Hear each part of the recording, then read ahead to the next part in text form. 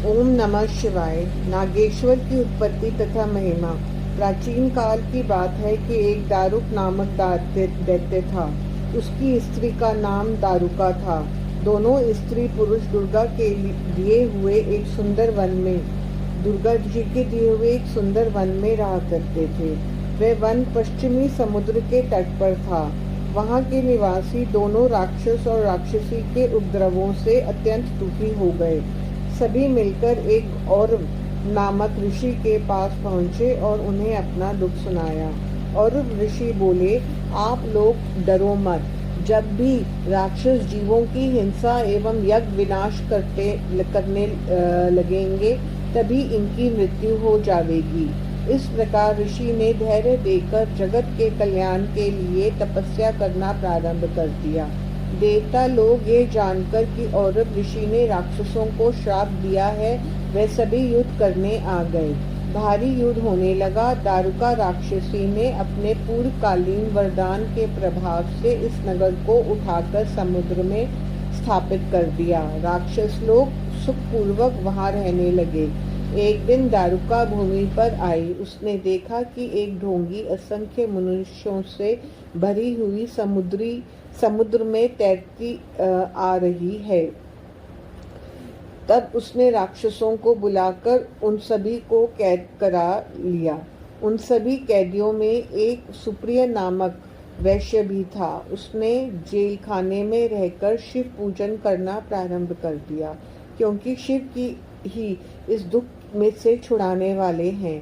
इस वैश्य के उपदेश से सभी लोग शिव पूजन करने लगे। इस प्रकार वहां उन्हें पूजन करते 6 मास व्यतीत हो गए।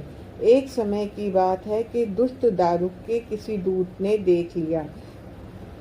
इस पर दारुक उस बनिए के पास आकर बोला, हे वैश्य, तुम सच बता कि किसकी आराधना कर रहा है? इसको तू किस लिए कर रहा है? यदि सच बता देगा तो तुझे मैं छोड़ दूंगा, अन्यथा तुझे मार डालूंगा। परंतु वैश्य ने उत्तर नहीं दिया। राक्षस उसे मारने को तैयार हो गया। वह सुप्रिय वैश्य इस संकट को आया देख आंखें मूंदकर शिव जी की स्तुति करने लगा।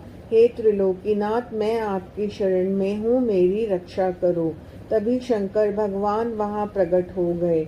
उन्होंने पाशुपता से सभी राक्षसों का नाश कर दिया। वह वन राक्षसों से रहित हो गया। शिव ने कहा, यहाँ अब चारों वर्ण के लोग वैदिक धर्म पर चलने वाले रहेंगे। यहाँ पर अधर्म का अंत हो गया है। तब दारुक के मर जाने के बाद उनकी पत्नी दारुका दुर्गा जी के पास गई और अपने वंश की रक्षा की और परिवार की रक्षा की प्रार्थना करने लगी। तब शिव पार्वती दोनों ही उस स्थान पर ज्योतिर्लिंग के रूप में रहने लगे। दारुका को दुर्गा जी ने शिव कृपा से वरदान दिया कि इस युग की समाप्ति पर वहां राक्षसों का निवास होगा। तब दारुका उन पर शासन करेगी। हे मुनियों, एक वीरसेन नामक राजा शिव का ही बड़ा भारी भक्त था। शिव जी ने प्रसन्न होकर उसे एक लकड़ी की मछली जो रांगे से मड़ी थी दे दी। उस योग शक्ति द्वारा शक्ति संपन्न करके कहा, तू इस मछली के सहारे से सेना समेत शिविर में पहुंच जाएगा। वहां जाकर तू नागेश्वर नामक मेरे लिंग रूप का पूजन करना। उससे तुझे पाशुपत अस्त्र की प्राप्ति होगी। उससे तू दानवों का नाश कर देगा। मेरे इस दर्शन से तुझे किसी प्रकार की कमी न होगी। ऐसा कहकर शिवजी अंतर्ध्यान हो गए। इस प्रकार वरदान पाकर नागेश्वर की कृपा द्वारा राजा वीरसेन सामर्थ्यवान हुआ तथा दानवों का संहार करने में सफल हुआ। रामेश्वर की महिमा। सूत जी बोले, भगवान रामचंद्र पिता की आज्ञा से जब वन में आ गए, तब उनकी पत्नी सीता जी को रावण चराकर ले गया। इसका पता हनुमान जी ने लंका में जाकर लगाया। फिर रामचंद्र जी को उनका संदेश सुनाया। राम जी वानरों की सेना लेकर समुद्र तट पर पहुँचे, परंतु वहां समुद्र को देखकर विचार करने लगे कि इस अथाह जल राशि को मैं वानरों के साथ कैसे पार करूं। वे पार्थिव शिवलिंग स्थापित करके पूजन करने लगे। तथा समुद्र पार जाने के लिए शिव की प्रार्थना करने लगे। इससे शिव उस लिंग से प्रकट होकर राम जी से वर मांगने को कहने लगे। राम जी ने उन्हें प्रणाम कर रावण से विजय का वरदान मांगा। शिव जी ने कहा, तुम्हारा परम कल्याण हो तथा युद्ध में तुम्हारी निश्चित ही विजय होगी। फिर रामचंद्र जी ने शिव जी से प्रार्थना की कि हे प्रभु, आप जन कल्याण के लिए इस शिवलिंग में सदा विराजमान रहें। शिव तथास्तु कहकर उसी में प्रविष्ट हो गए। तभी से उनका नाम रामेश्वर पड़ गया। वह शिव भक्ति और मुक्ति के दाता हैं। जो इन पर गंगा जल चढ़ाते हैं उनकी तो परम गति होती है। ये शिव जी के परम प्रिय होते हैं। सुदेहा सुधर्मा की कथा। सूत जी बोले, हे मुनिवरों, अब घुश्मेश नामक ज्योतिर्लिंग का वर्णन सुनिए। उनकी महिमा का कोई भी पार नहीं पा सकता। दक्षिण दिशा में देव नामक एक सुंदर पर्वत है। उसके पास एक सुधर्मा नामक श्रेष्ठ ब्राह्मण रहता था। उसका भारद्वाज गोत्र था। उसकी सुदेहा नामक सुंदर पत्नी थी। सुदेहा नित्य प्रति अग्निहोत्र आदि कर्म करने वाली शिव जी की परम भक्त थी, किंतु उसके संतान न थी। सुधर्मा को तो उससे कुछ दुख नहीं था, परंतु उसकी पत्नी व्याकुल रहती थी। उसे पुत्र प्राप्ति की चाहत थी। वह इस विषय में पति से बार बार कहा करती थी। पति कहा करते थे, हे कल्याणी, पुत्र प्राप्ति से क्या लाभ?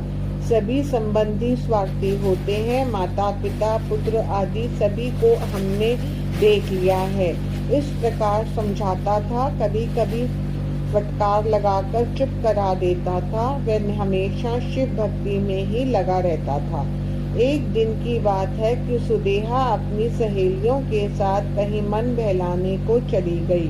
वहां कई स्त्रियों के साथ उसका झगड़ा भी हो गया। उसे झगड़े में कई स्त्रियों ने उससे कहा, अरे बांझ, तू इतना अभिमान क्यों करती है? हम जानती हैं कि तू धन पैसे वाली है, किंतु तेरे इस पैसे धन को तो राजा छीन लेगा। तेरे किस काम का?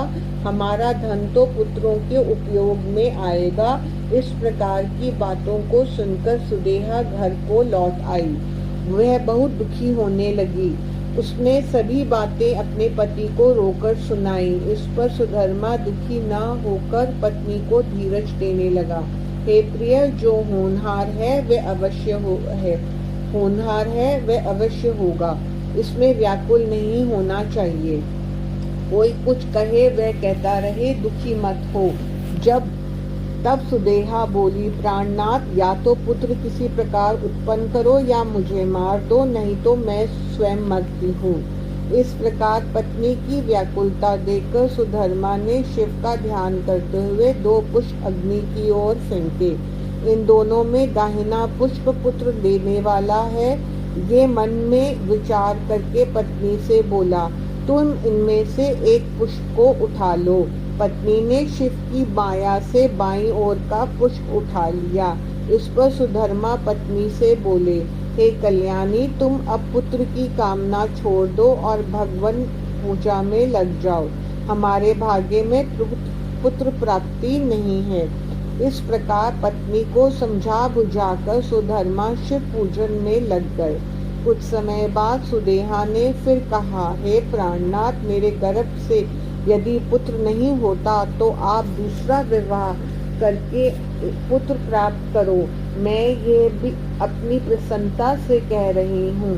सुधर्मा ने कहा, हे प्रिय, क्यों हम संसार के बंधन में पड़े? हम इस समय बंधन से मुक्त हैं। तब क्यों न अपने उद्धार का उपाय करें? इससे विपत्ति में पड़ जाऊंगा। मुझे अब विवाह की विपत्ति में मत डालो। इस प्रकार सुधर्मा ने विवाह के लिए मना कर दिया। फिर भी सुदेहा ने अपनी छोटी बहन को अपने घर बुलाकर उसके साथ विवाह करने का अपने पति से निवेदन किया। इस पर सुधर्मा ने कहा कि हे कल्याणी, इस झंझट में मुझे मत डालो, क्योंकि इससे यदि पुत्र उत्पन्न हो भी जाएगा तो भी तुम अब आपस में विरोध करने लगोगी, जो फिर किसी को भी सुख नहीं हो सकेगा। तब सुदेहा हाथ जोड़कर पति से बोली, नाथ, ये तो मेरी बहन है, मैं इसके साथ विरोध क्यों करने लगी? आप निश्चिंत रहें। तब उसने जबरदस्ती अपनी छोटी बहन के साथ सुधर्मा का विवाह करा दिया। उसका नाम घुष्मा था। सुधर्मा ने विवाह के बाद पत्नी से कहा कि ये तुम्हारी बहन तुम्हारी सौत है, तुम इसे प्रसन्न रखना। तब दोनों बहन सुखपूर्वक रहने लगे। घुष्मा अपनी बड़ी बहन की आशा से नित्य प्रति 101 शिवलिंगों की षोडशोपचार पूजा करने लगी। पूजा करके उसे तालाब में विसर्जन कर आती। इस प्रकार उसकी संख्या 1 लाख तक पहुंच गई। तब शंकर भगवान ने प्रकट हो उसे सुंदर गुणवान पुत्र का वरदान दिया। शिवजी की कृपा से उसके गुणवान सुंदर तेजस्वी पुत्र उत्पन्न हुआ। पुत्र पाकर सुधर्मा बहुत प्रसन्न हुई, किंतु बड़ी बहन छोटी बहन घुष्मा से ईर्ष्या करने लगी। घुष्मेश ज्योतिर्लिंग की उत्पत्ति। सूर्य जी बोले, हे ऋषियों, घुष्मा का पुत्र बड़ा हो गया। तब सुधर्मा ने उसका श्रेष्ठ ब्राह्मण कन्या के साथ विवाह कर दिया। घुष्मा ने प्रेमवश उस पुत्र तथा पुत्र वधू को अपनी बड़ी बहन सुदेहा के चरणों में गिराया कि ये आपके पुत्र और पुत्र वधू हैं। बहू से कहा कि हे पुत्री, ये तेरी सास है, इसकी तू सब प्रकार से सेवा करना। इस प्रकार कहकर वह सुखपूर्वक शिव पूजन करने के नित्य गृह कार्य करने लगी। परंतु सुदेहा की ईर्ष्या बढ़ने लगी। एक दिन उसने रात्रि में सोते हुए पुत्र को काटकर उसी तालाब में डाल दिया जिसमें घुष्मा शिव पूजन कर पार्थिव लिंग का विसर्जन कर आती थी। प्रातःकाल जब उसकी पत्नी ने अपने पति को नहीं देखा तथा वहां रुधिर देखा तो शोक में व्याकुल हो गई। घुष्मा तो महान दुख हुआ। सुदेहा बनावटी रोने लगी, परंतु मन में घुष्मा को रोता हुआ देखकर प्रसन्न हुई।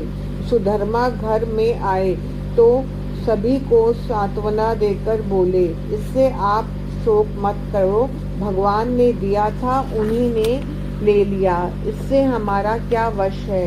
हे घुष्मे, तुम शिव पूजन मत छोड़ो। इस प्रकार पति के समझाने पर वह पति की आज्ञा से तालाब पर शिव पूजन करने चली गई। पार्थिव लिंग पूजन के पश्चात जब वह घर लौटने लगी तो उसने अपने पुत्र को तट पर खड़ा देखा।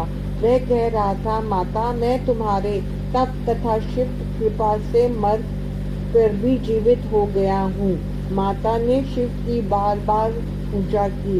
तभी शिवजी प्रकट हो प्रसन्न होकर बोले, घुष्मे, मैं तुमसे प्रसन्न हूँ, तुम वर मांगो।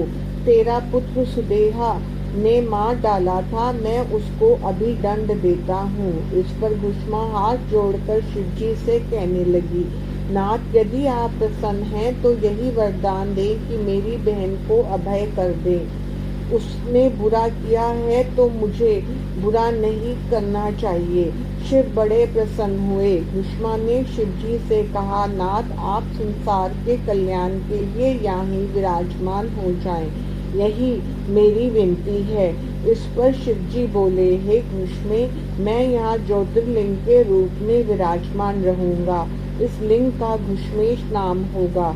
ये तालाब लिंग का स्थान होगा जो शिवालय के नाम से प्रसिद्ध होगा। दर्शनार्थियों के सभी मनोरथ पूर्ण होंगे। सूर्य जी बोले, इस प्रकार कहकर सदाशिव लिंग में स्थित हो गए। तभी वहां सुधर्मा भी आ पहुँचे। दोनों ने मिलकर शिवजी की 101 परिक्रमाएं की। प्रेम सहित शिव पूजन करते हुए चिरकाल तक पृथ्वी पर निवास किया।